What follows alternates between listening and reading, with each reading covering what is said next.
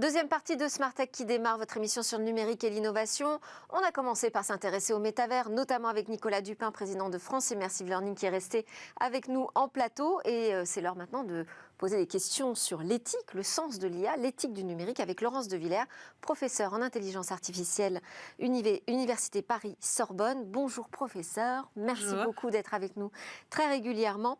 On va s'intéresser à la manière dont on peut apprendre cette éthique du numérique avec cette arrivée fracassante de ChatGPT qui a suscité pas mal d'émoi auprès du grand public, à la fois de la fascination, mais aussi des grandes inquiétudes. On revient en fait aux émotions que suscitait le mot intelligence artificielle il y a quelques années. Comment on fait pour sortir de ce registre émotionnel ? Alors c'est effectivement une rupture qu'on est en train de vivre dans la société, non pas à cause de la technologie qui existe déjà depuis 5 ans pour nous, mais par le fait qu'on l'a tous dans les mains. Et ça change vraiment le regard de chacun. Je pense qu'il devrait y avoir une prise de conscience générale de quelles sont les limites de ces objets, quelles sont leurs capacités et jusqu'où elles vont pouvoir m'aider ou pas. Et c'est pas si simple, puisque les discours, comme vous l'avez redit, sont très exaltés ou au contraire très anxiogènes. Donc, au milieu de ces émotions, on a du mal à trouver quel est son camp. Je voyais encore Nicolas Bouzou expliquer qu'il valait mieux être du côté de ceux qui faisaient peur que de ceux qui voulaient rassurer. Et donc, je ne pense pas que ce soit la bonne solution. La bonne solution, c'est d'apprendre. Et apprendre à l'école, en tout cas aux enfants, et apprendre au travail pour tout un tas de sujets et de métiers qui vont évoluer.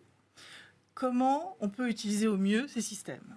Parce que les enfants pour tricher, par exemple. Parce que quelle tension éthique vous voyez derrière ChatGPT ? Pour sortir de ce registre irrationnel, posons les choses très clairement.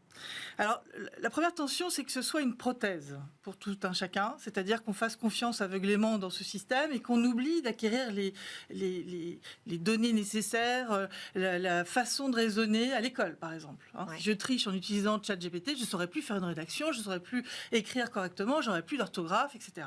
Okay ? Donc ça, c'est un premier écueil, c'est l'acquisition du savoir à l'école.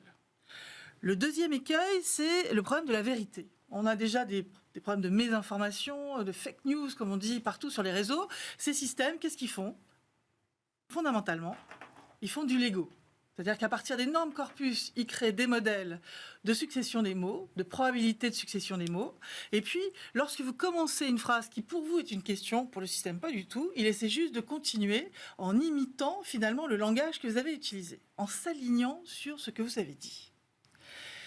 Il y a en plus dans ces systèmes des variables de type température qui sont finalement quelque chose qui va chercher non pas le mot le plus probable, mais peut-être les 20% de mots les plus probables, 50% de mots les plus probables. Et à travers cette variable que l'on utilise, on va bousculer finalement ce que va dire la machine et on va sans doute arriver à des propos que certains nomment créatifs, mais qui sont surtout un peu hallucinants. Donc on voit bien qu'il y a une vérité qui n'est pas forcément là. Et donc il faut apprendre aux enfants quand est-ce qu'on peut juger ou pas que les propos sont utiles ou pas. La créativité, comme j'ai dit, c'est du hasard là. Donc arrêtons de dire que l'on est en train de créer des systèmes qui vont englober finalement différents points de vue. On n'en sait rien si ce sont des points de vue. C'est du hasard qui les génère. C'est du hasard qui va chercher tel et tel mot et fait qu'on succède comme cela avec des idées qui viennent de je ne sais plus où. Il faut rappeler aussi que dans ce corpus utilisé dans le ChatGPT, il y a 46% d'anglais américain et moins de 5% de français. Donc quel est l'impact en fait de ce multilinguisme sur le résultat qu'on obtient. Enfin, il y a la manipulation. Qui décide de ces données ? Est-ce que on doit laisser effectivement toute latitude à chacun des géants du numérique de choisir comment il construit son système, à partir de quelles données, comment il l'évalue, etc. Est-ce que là, il n'y a pas un recours normal, éthique, à des comités qui pourraient juger de l'efficacité, de la justesse de ces systèmes ? On le voit d'autant plus quand ChatGPT, finalement, c'est 3 choses. C'est un modèle énorme, au-dessus, un agent conversationnel qui a été adapté. C'est-à-dire que les humains ont posé des questions et ont dit c'est la réponse que j'attends, donc on a adapté. Et au-dessus, encore une couche, qui sont en fait des filtres qui font que la machine ne répond pas sur des questions ayant rapport au sexe, aux armes ou à la religion, et à certaines religions. Donc on a vraiment des décisions éthiques qui sont prises Des en amont. manipulations, exactement. Ouais. Des espèces de censure. Donc il faut faire attention à cela. Par La qui dernière, Par qui? C'est ce problème de responsabilité. Ouais. le dernier grand impact que je vois, il y en a sûrement encore d'autres, et nous sommes en train de réfléchir à ça, parce que Jean-Noël Barrot nous a confié cette mission au CNPEN, Comité national pilote d'éthique du numérique, que d'ailleurs le président lui-même vient d'entériner, qui sera demain le CCNE numérique, et qui va continuer de travailler sur ses objectifs d'éthique à partir de septembre, avec 33 nouveaux membres dans ce comité. Donc c'est important de savoir ces IA génératives, ce qu'elles vont effectivement produire, et le problème de confiance. Parce que quand je vous parle, je suis responsable de ce que je dis. Lorsque quelqu'un écrit quelque chose dans un journal, il le signe. Or, ces paroles qui viennent finalement de ces Legos qu'on combine, elles appartiennent à qui? Qui est responsable finalement du contenu? Et je crois que c'est ça le principal écueil de ce qu'on est en train de vivre, c'est la génération comme ça de textes sans responsabilité, avec l'idée que demain, les prochains ChatGPT pourront se nourrir aussi de ces textes qui n'ont ni queue ni tête, qui ne viennent pas de décisions humaines. Et pour autant, nous fantasmons sur ces machines, on désire les utiliser et on les anthropomorphise, c'est-à-dire qu'on leur prête des intentions, des émotions, pourvu qu'elles vous répondent. L'alignement est facile à faire par une machine. C'est du mimétisme. Ce n'est pas en profondeur une quelconque idée de vous aider. Et donc, vous nous dites, l'éthique du numérique, ça s'apprend. Oui, ça s'apprend. Et justement, Ça s'apprend déjà à l'école, auprès des enfants? Oui.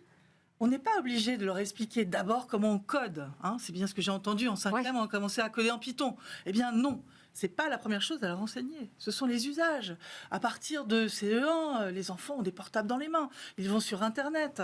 Alors peut-être que les parents sont plus vigilants dans certains cas, ou pas, mais malgré cela, ils sont curieux et c'est normal. Donc leur curiosité, il faut vraiment l'alimenter. Et leur donner finalement les usages derrière, leur dire attendez, là on cherche finalement à vous faire plaisir, il y a une espèce d'hormone qui vous emmène à vous adapter à ces systèmes, à les suivre, à les aimer, à être en addiction avec ces systèmes. Donc attention au temps passé dans les écrans, attention au fait qu'il faut raisonner, garder son libre arbitre, faire des débats à l'école, c'est ce que j'essaie de pousser pour que partout ça puisse exister. Notamment avec la Fondation Blaise Pascal. Merci beaucoup Laurence de Villers, professeure en intelligence artificielle. À suivre, où va le web ?